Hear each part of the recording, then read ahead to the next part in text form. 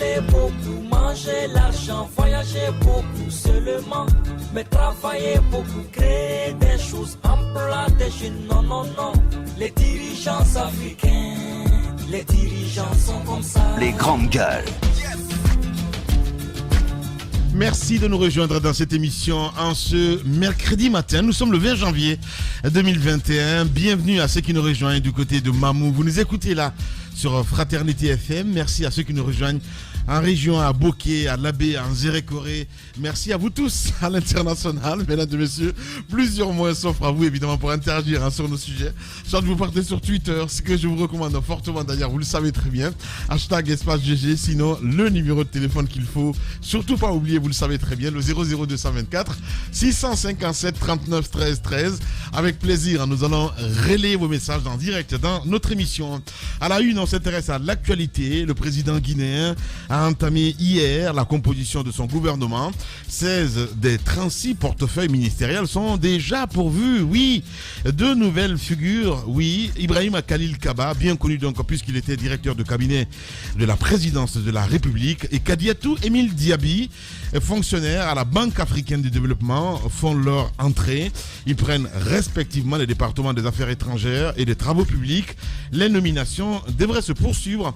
En attendant, Moustapha Naïté, jusque-là ministre des TPE, et Mariam Kamara de l'agriculture ont été remplacés. L'ancien chef de la diplomatie guinéenne, Mamadi Touré, lui est nommé conseiller à Sékou Touréa. Les espoirs, les attentes, nous ferons évidemment entendre le commentaire de M. Bahouri. Il est le président de l'Union démocratique pour la renaissance de la Guinée. Il sera avec nous dans ce studio. D'autres sujets viendront s'ajouter à tout ceci, évidemment, pour votre plus grand bonheur. Merci à vous tous à l'international. Antoine Kourouma, bonjour. Bonjour Lamine, bonjour à tous.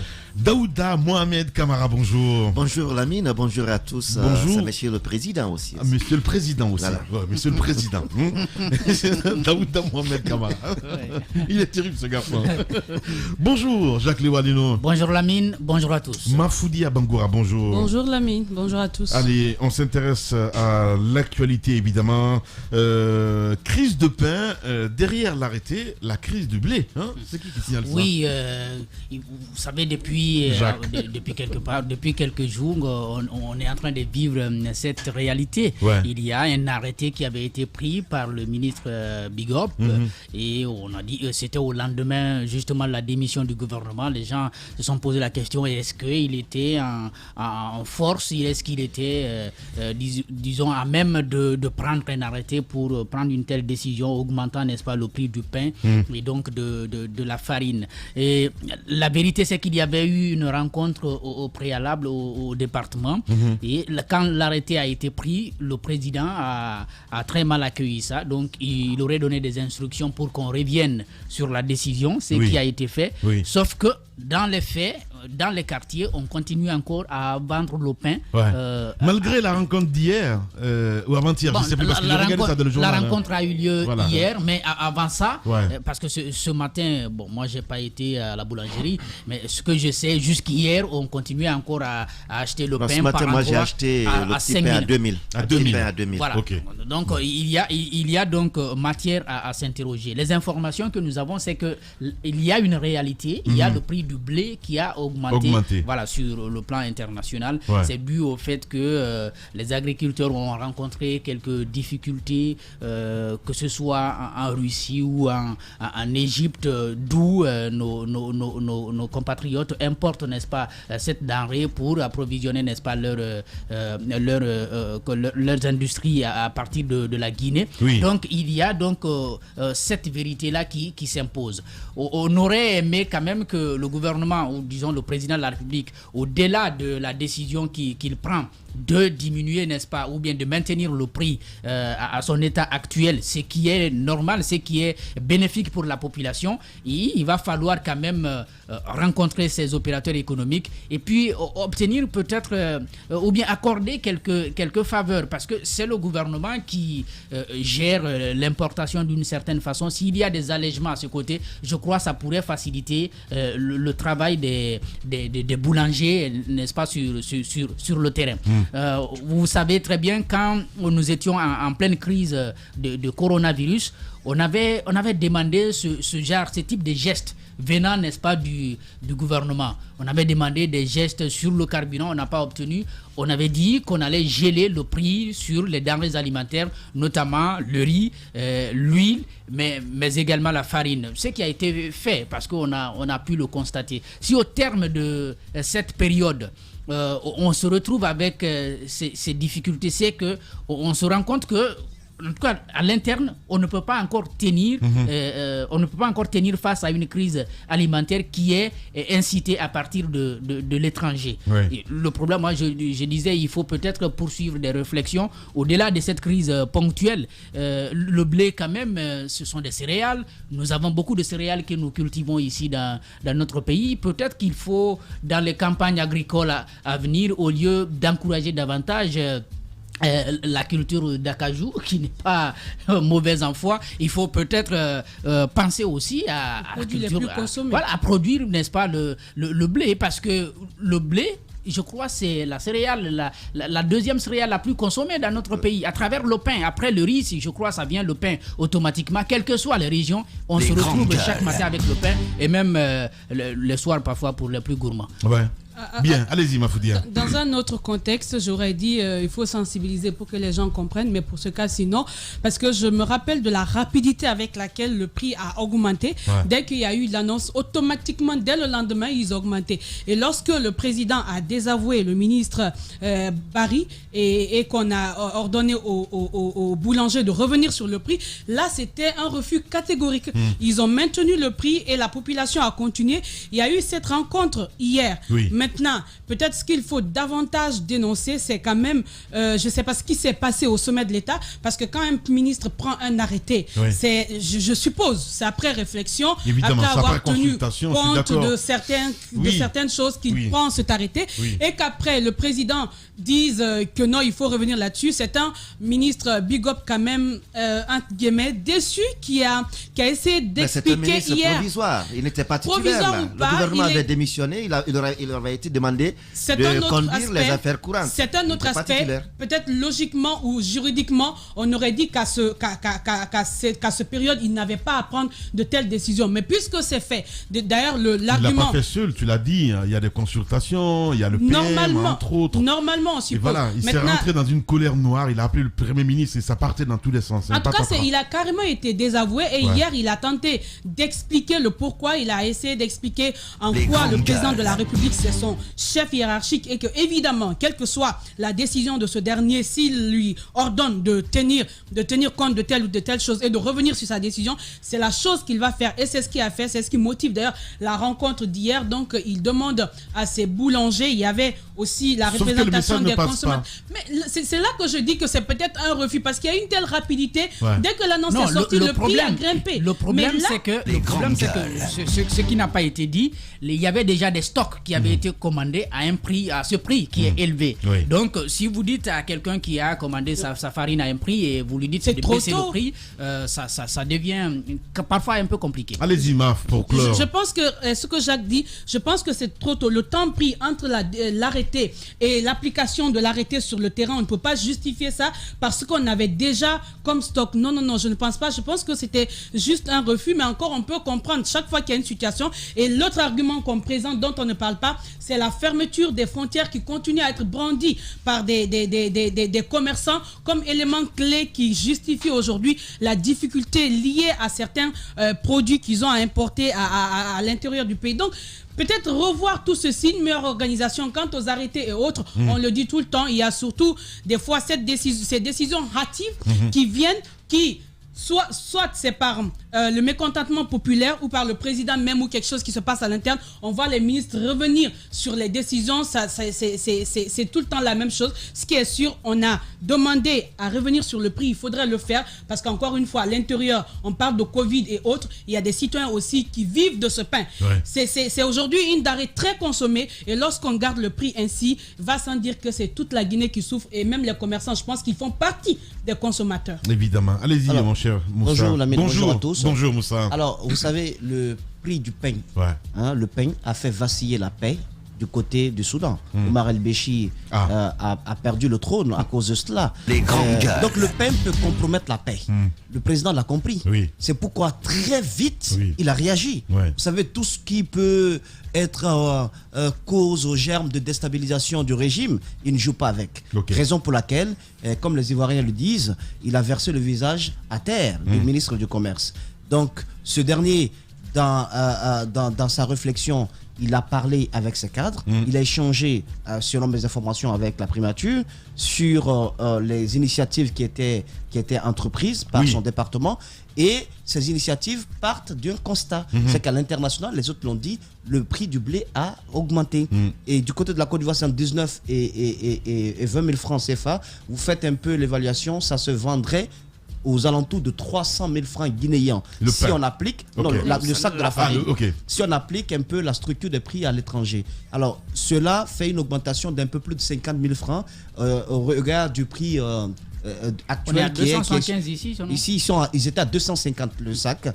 Maintenant, le prix a doublé un tout petit peu, a augmenté un tout petit peu, parce que certains revendent à 260, 270, même 285 000 francs guinéens. Alors, il prend la décision à l'issue d'une réunion, il informe donc la primature, selon mes informations, le président la prend et il demande de maintenir le prix. Sauf que l'acte du président n'a pas été accompagné par des mesures de soutien aux industriels qui sont là. Il ne faut pas quand même qu'on prenne des décisions populaires, populistes, parce qu'on a envie de permettre aux petits gens, on a envie de permettre au peuple d'acheter du pain, à nous autres consommateurs d'acheter le pain au même prix et tout.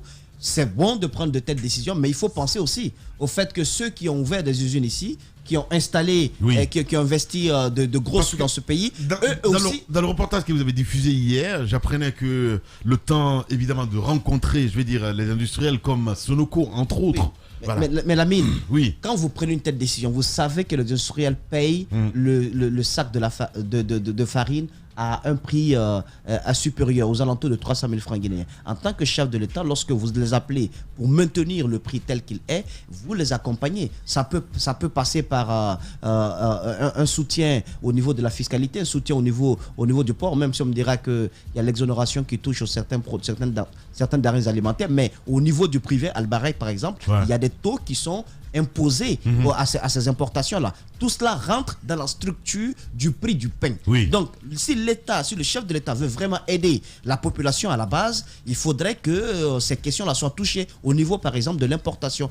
Peut-être en balayant complètement toute cette ardoise, ça peut permettre aux industriels de ramener le prix à la normale. Parce que ce qui se passe aujourd'hui, ils sont obligés d'obéir aux injonctions du ministre du Commerce, du chef de l'État, mais ils le font comme à la mine. Je vous explique. Ils le font comment?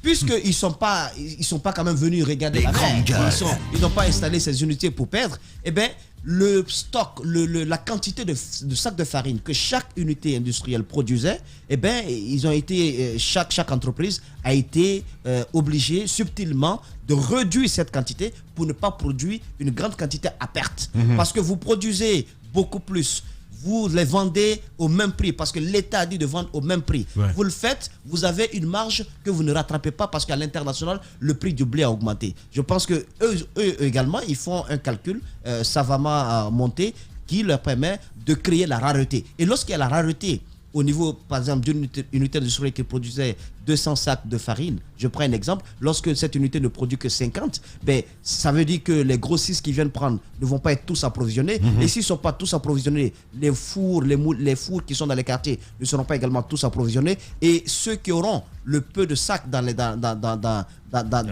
les stocks, eh ben, ils vont également multiplier par 5 le prix de la baguette qu'ils vont produire. Voilà comment est-ce que la rareté contribue à l'augmentation, à la flambée des prix. Donc le chef de l'État n'a pris qu'une mesure superficielle. Il n'y a pas d'accompagnement. Provisoire. Voilà, il n'y a pas d'accompagnement. Ça, il faut qu'il rencontre les industriels, qu'ils comprennent. Parce que pour une fois, ils ont raison, il n'y a pas à tergiverser là-dessus. Le prix a flambé à l'étranger. Alors comment permettre à nos industriels d'amortir un tout petit peu les contre-coups de cette augmentation à l'international, il appartient au chef de l'État de voir à l'État de subventionner. Exactement, de voir cela au niveau même des taxes qui sont prélevées. Et rapidement, peut-être du côté de l'AREC. L'autre stratégie, celle ajoutée à ce que Moïse a dit, c'est peut-être de réduire la dimension du pain. Peut-être que ça sera vendu à 3500. Si, c'est l'autre stratégie, Lamine.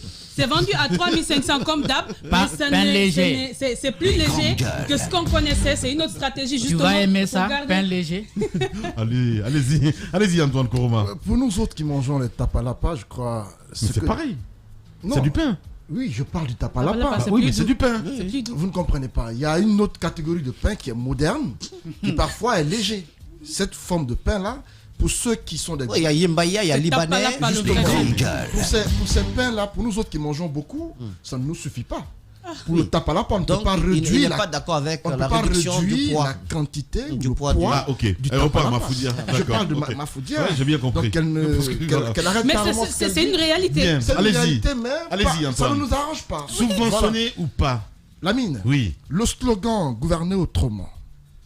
À la première République, on nous a dit, non pas à la première, mais à la première mandature, on nous a dit que la Guinée était ISBAC. À la première mandature de la 4e République, on nous a dit gouverner autrement. Sauf que, à l'entame de ce gouverner autrement, ce à quoi on assiste aujourd'hui... C'est gouverner à l'envers. À l'envers, oui. Mais à la déception. Oui. Ce que nous voyons aujourd'hui, dès le départ d'Alpha Condé pour cette 4e République, l'avenir, sincèrement, à travers ce que je vois, est incertain pour la Guinée, parce que rien ne rassure. Les boulangers, parce que la gouvernance d'Alpha Condé a l'air de me rappeler l'époque d'Addis Camara. Mais là, on parle du pain. Du pain. Moïse, vous ne pouvez pas m'imposer... Non, on parle du pain. On parle du pain, en fait. Ne m'impose pas ce que tu veux. Laisse-moi amorcer mon sujet. Il faut aussi gérer le temps. Je vais venir au pain. J'ai l'impression que c'est une bombe atomique. On parle de pain. La gouvernance alpha me rappelle un certain Addis Camara qui, à l'époque, avait l'air de tellement vouloir faire plaisir au peuple qui ne tenait pas compte des conséquences de ses décisions. C'est sûr à quoi on assiste. Pour le cas du pain, il veut faire plaisir aux populations, mais ne tient pas compte des conséquences qu'il fait subir aux industriels. Parce que, nous, ça l'a tantôt rappelé, ceux-là qui importent le blé pour faire leur pain, mais s'ils acceptent le prix tel qu'imposé par le chef de l'État, ils vont vendre à perte.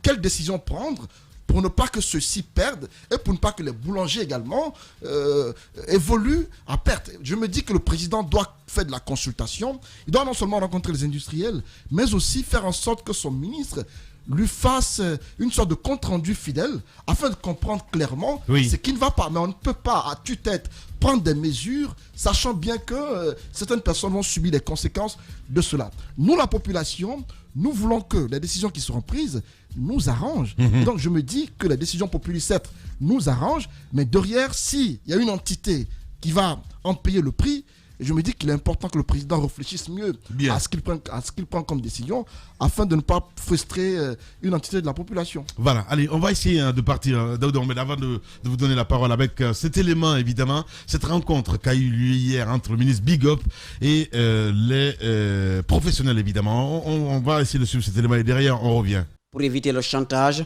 la spéculation et les surenchères autour de la vente du pain, le ministre du Commerce, l'Union nationale des boulangers et les associations des consommateurs ont échangé sur comment respecter les instructions du chef de l'État. Le président a estimé que compte tenu de la pandémie et des conséquences de la pandémie sur les activités économiques du pays et de toutes les entreprises, c'était ni le moment ni la période pour perturber le marché ou créer de la surenchère. Donc il a donné des instructions fermes dans ce sens. Et, écoutez, moi je suis au service du président de la République en tant que ministre chargé du commerce, donc d'appliquer la politique du gouvernement conformément aux engagements du président vis-à-vis de la population. Donc je reçois des instructions, je les exécute. Les préoccupations du président guinéen seront respectées certes, mais il doit discuter directement avec les industriels pour trouver une solution pérenne sur la crise de farine qui plane. Pour l'heure, c'est la sensibilisation qui est prioritaire. Demander d'accompagner la sensibilisation sur le terrain auprès des boulangers pour revenir sur le prix habituel de pain et dérivés. Comme le président a demandé pour qu'on revienne sur l'ancien prix, en attendant qu'il se rencontre avec les industriels. vous savez que c'est les industriels qui nous donnent la farine.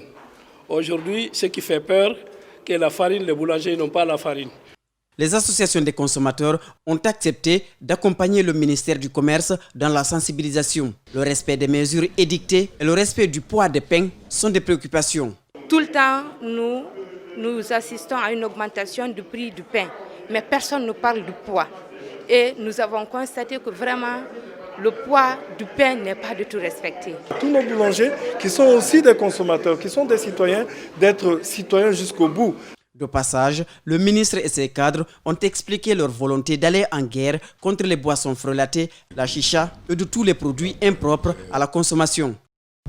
Les journalistes accoucheurs de vérités diverses, pertinents et rusés, sans langue de bois, cultivés, nécessaires pour des journalistes. Les grandes gueules, des personnalités acquises par le travail, ce qui leur donne poids et légitimité à interviewer tout le monde. L'épopée des grandes gueules ou le socle de la liberté d'expression en Guinée depuis plus de 10 ans. Ici en studio, évidemment, cet élément signé donc Mamadou Sadio Baldé.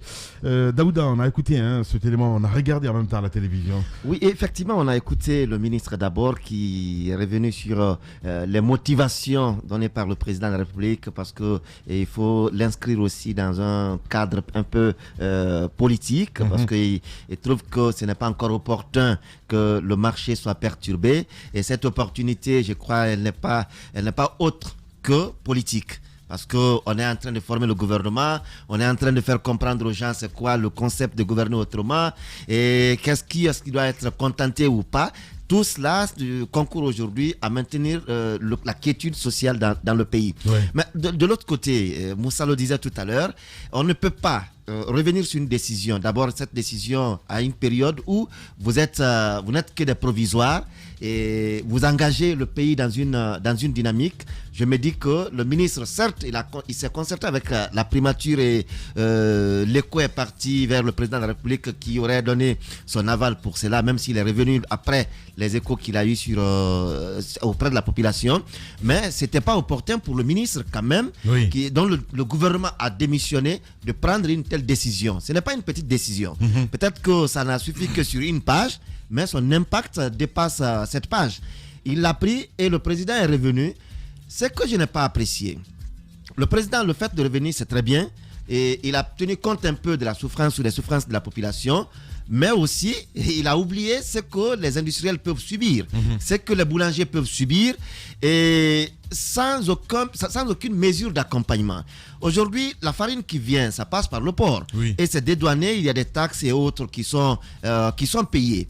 Est-ce qu'en invitant le ministre du Commerce à annuler son arrêté, il n'était pas nécessaire de dire au ministre du Commerce de se concerter avec le ministre du Budget, la direction générale des douanes et autres, voir comment on peut se racheter sur les taxes, les frais de dédouanement et autres qui pourraient permettre à ces industriels de survivre. Mais cela n'a pas été le cas. L'arrêté est sorti, un autre arrêté vient pour annuler. Peut-être aujourd'hui, on va se réjouir, nous qui consommons dans les quartiers, on va se réjouir, le prix est revenu à la normale, oui, mais ça va être pour combien de temps? Ouais. Ce n'est pas partout. Ouais. Oui, je ne sais pas si tu as fini ou pas. Non, vas-y, je n'ai pas fini. Tu n'as pas fini pour ça. Non, mais il m'a donné, c'est mon nom, quoi. Il m'a dit de partir. Alors, la spéculation va bon train. Oui. Parce que ce qui se passe, aucun des gérants de ces minoteries n'a l'audace de dire au président de la République, chef, on ne peut pas respecter votre décision. Personne ne le dit. Ouais. Mais au fond, ça bouillonne. Au fond, ils ne comprennent pas. Au fond, ils ne vont pas l'appliquer. Oui. Ils vont faire quoi? Ils vont créer la rareté. Ils ne vont pas produire les quantités qu'ils produisaient de façon journalière.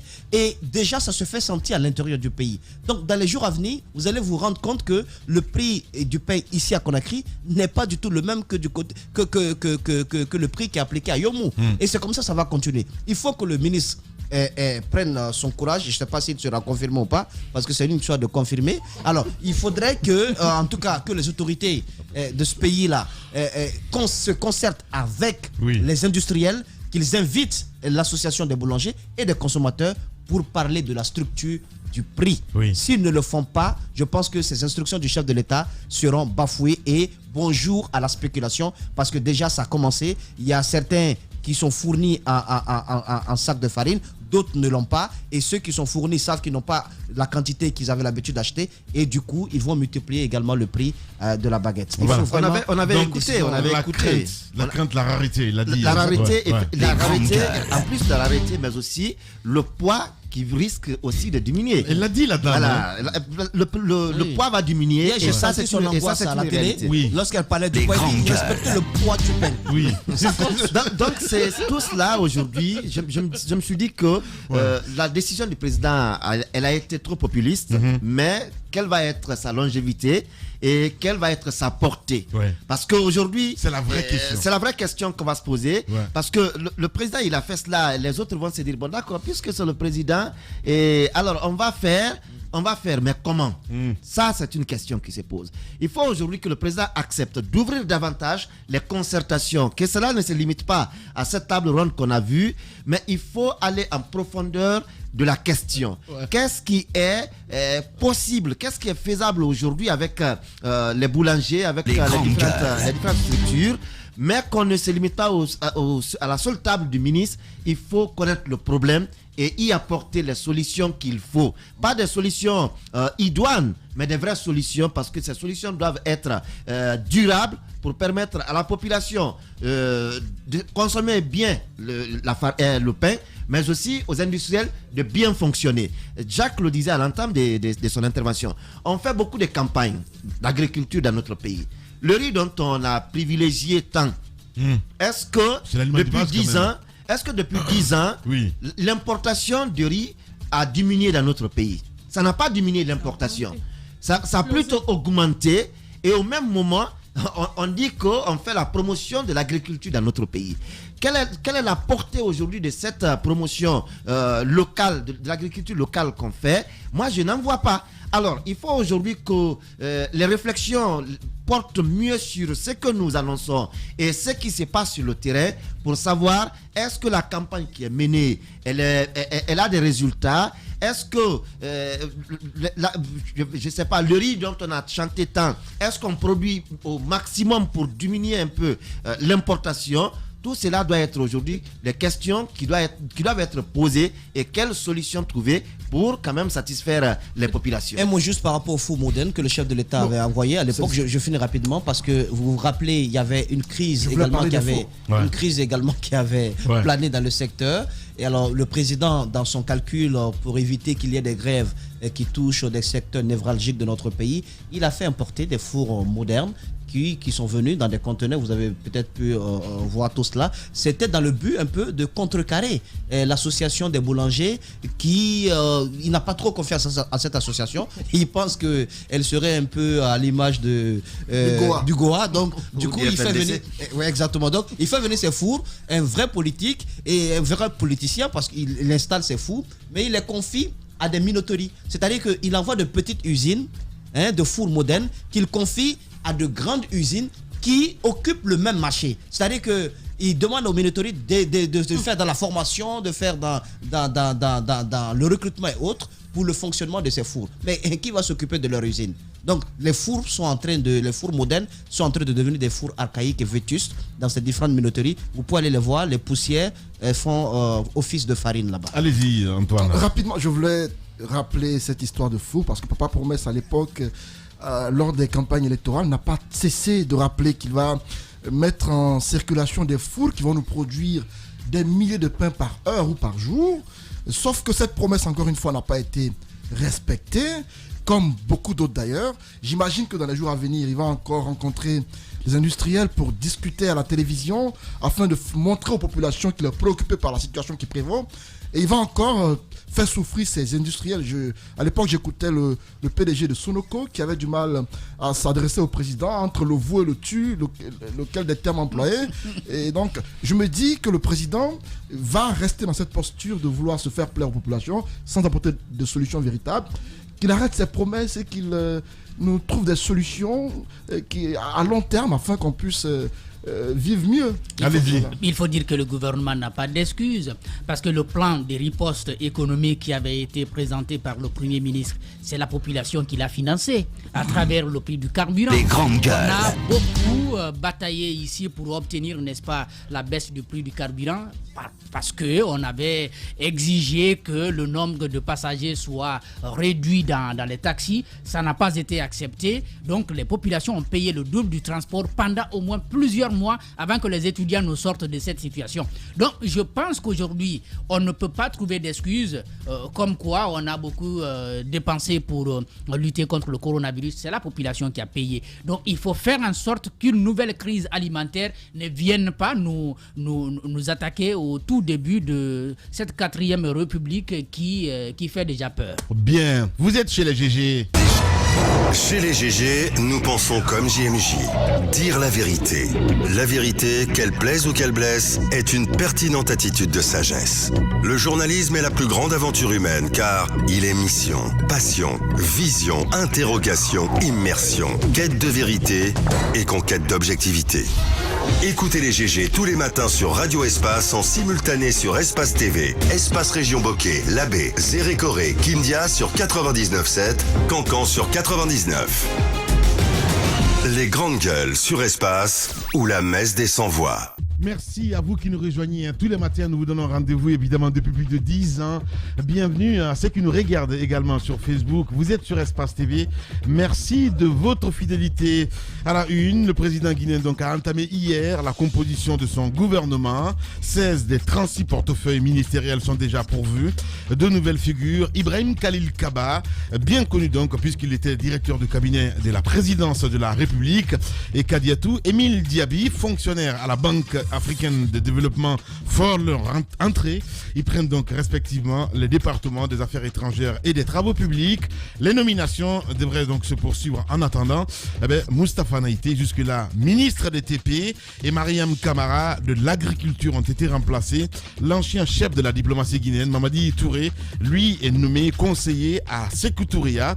Les espoirs, les attentes, nous ferons entendre évidemment le commentaire de Baouri. Il est le président de l'Union démocratique pour la renaissance de la Guinée. Sera dans cette émission évidemment sous les coups de 10 heures. On continue l'émission, mon cher Moïse, avec cet autre fait. Vous le dites, parc automobile.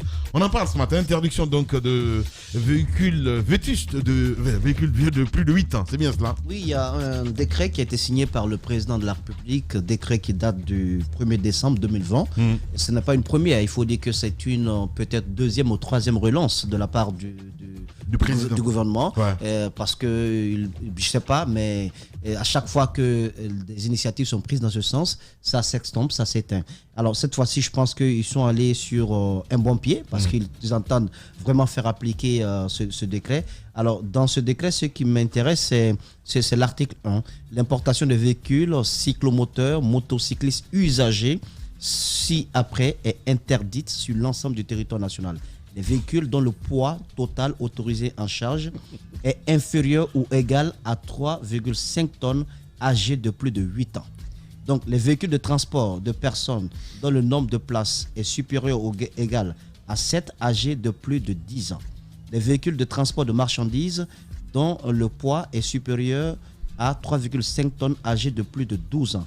Les tracteurs agricoles et engins de travaux publics âgés de plus de 12 ans. Les cyclomoteurs, motocyclistes âgés motocycles plutôt âgés de plus de 3 ans. Donc l'âge limite de véhicules à l'importation est fixé donc à compter de leur date de première mise en circulation à l'étranger. Voilà. Donc tout véhicule, je lis le dernier article, véhicule d'occasion importé en violation des articles 1 et 2 que je viens de lire, du présent décret expose son propriétaire et son consignataire au paiement d'une amende administrative égale à la valeur vénale du véhicule.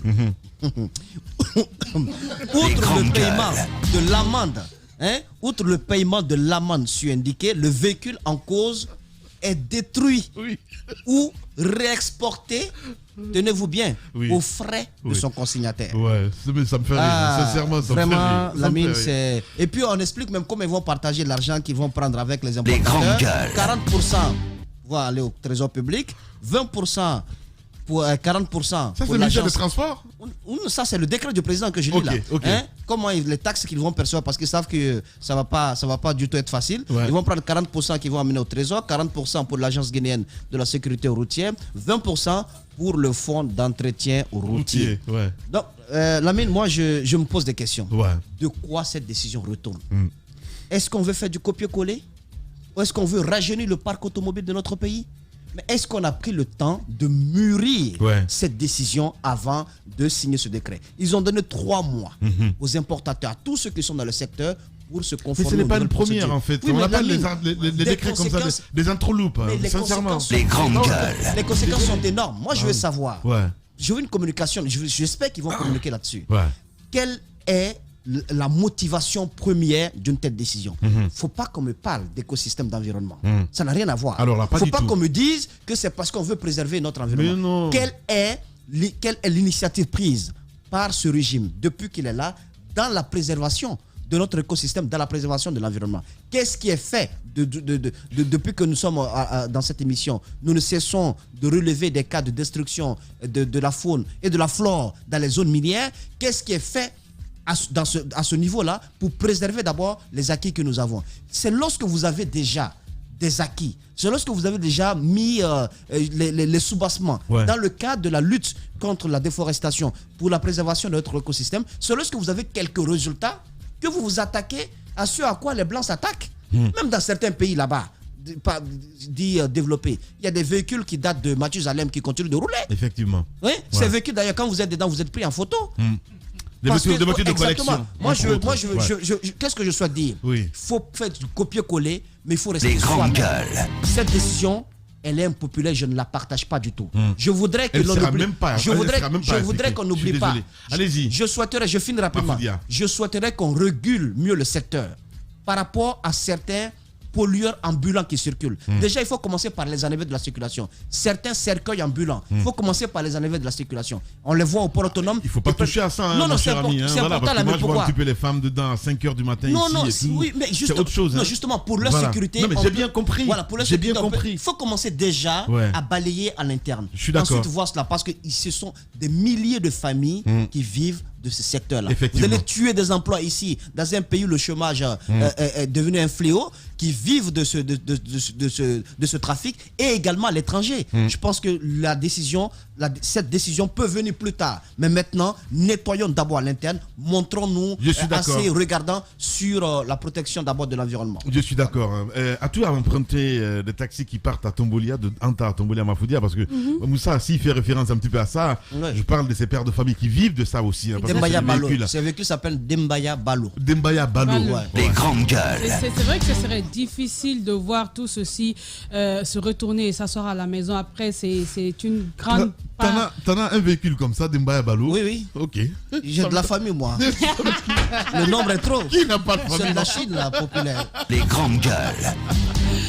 C'est il est terrible ce garçon-là. Allez-y. Il n'y a pas un cognacier qui n'a pas un Magbana. Allez, Moussa. Et maintenant, moto, c'est un grand business. Voilà, et ce serait dommage de mettre tous ces gens... Je comprends pourquoi tu es contre la décision, allez-y. Mais moi, je veux... Daouda Mohamed va m'étonner quand même. Ça ne nous arrange pas. Je veux bien me rappeler de la première fois qu'on a pris la décision. Oui. Je crois que c'était lié justement au nombre répété ou bien au nombre croissant d'accidents sur nos routes. Et parmi les raisons, on avait évoqué la vétusté des voitures. Lorsqu'on envoie des voitures vétustes qu'on ne peut même pas réparer, ce sont des voitures, vous mettez dans la circulation, vous ne pouvez même pas bloquer le frein et autres. Et après, c'est des accidents. Donc, c'était évoqué entre autres parmi les raisons. Et bien évidemment, c'était toujours le même débat. Ne prenez pas la décision comme ça parce que vous pouvez avoir une voiture, certes, qui a un certain nombre d'années, mais qui répond à certains critères donc qu'on pourrait utiliser. Je pense que tout le problème, c'est autour de la réflexion qu'il doit avoir au niveau des décisions avant de les rendre publiques. Parce que c'est bien beau, je suppose que lorsqu'ils le font, c'est en tenant compte de certains problèmes. Mais après, on se retrouve avec des décisions qui ne peuvent pas être appliquées parce qu'elles n'ont pas été bien mûries, comme ce qui est en train de se passer là. Quand on prend des décisions comme ça, est-ce qu'on tient compte aujourd'hui de la situation du pays ? il est bien beau de revenir sur certaines choses, mais après ce qu'on peut déjà offrir aux Guinéens, c'est la base.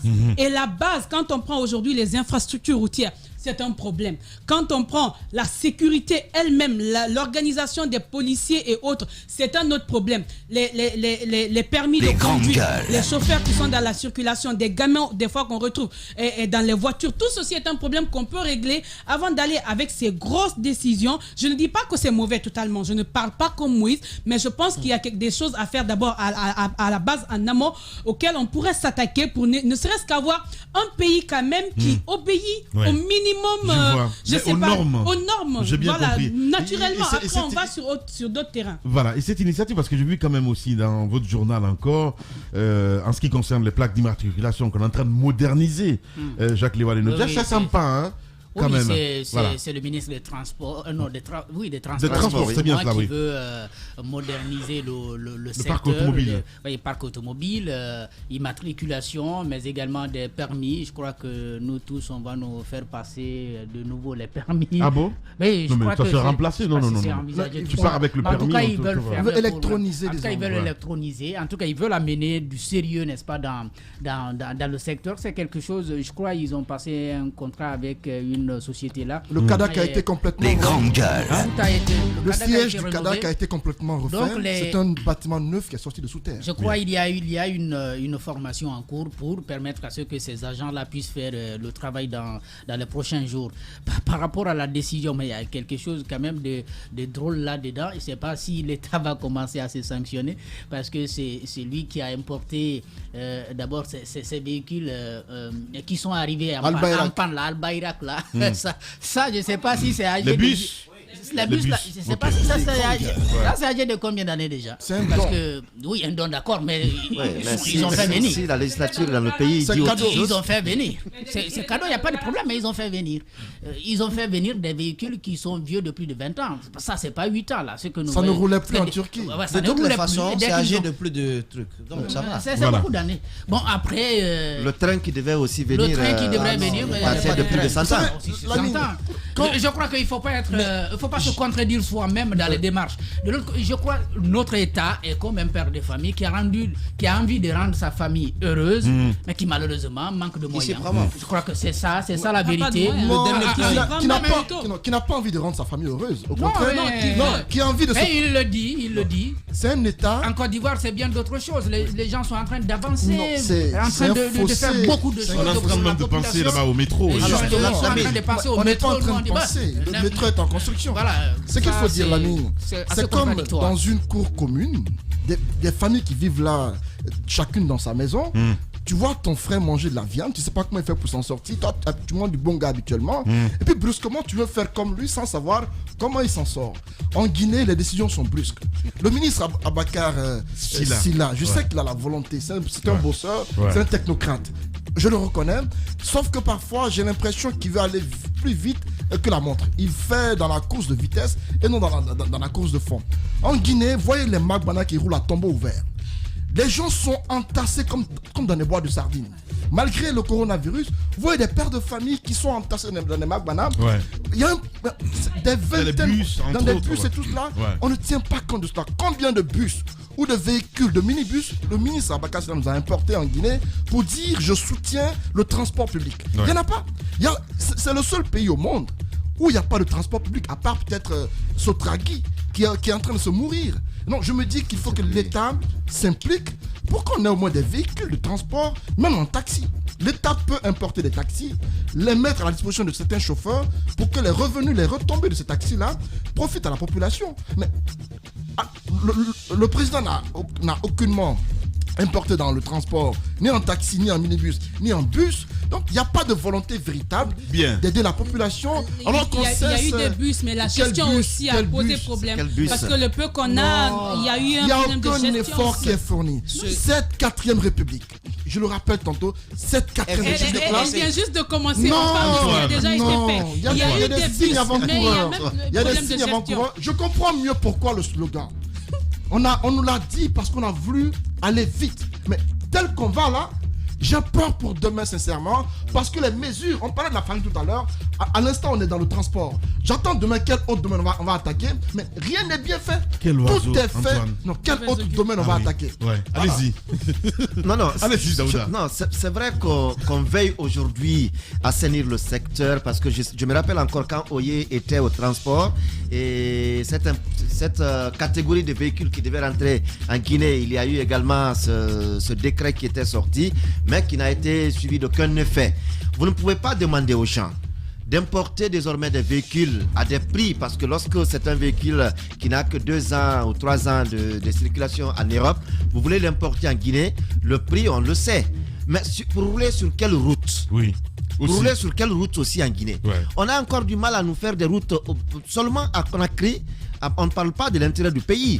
Attendez que vous finissiez de nous donner des belles routes ou sur lesquelles on peut rouler avec des véhicules pour la longévité dans le pays, que de nous demander de ne pas importer. Aujourd'hui, il y a des familles, des villes, des villages qui vivent de cette activité. Quand on prend le port aujourd'hui, les véhicules les camions qui sont là, qui font sortir des conteneurs de marchandises et autres, ce sont des camions parfois qui viennent, qu'on pousse pour charger et qu'on pousse pour démarrer, et ça fait 2 mètres seulement et puis ça ne bouge plus. Bien. Ça ne bouge plus parce qu'ils viennent passer beaucoup de temps là à attendre et on ne s'est pas intéressé à cela pour assainir. On veut nous proposer je ne sais quoi. C'est ce qu'on dit au pays qu'ici, quand une souris veut amorcer sa course comme un agouti, il va laisser derrière sa colonne vertébrale.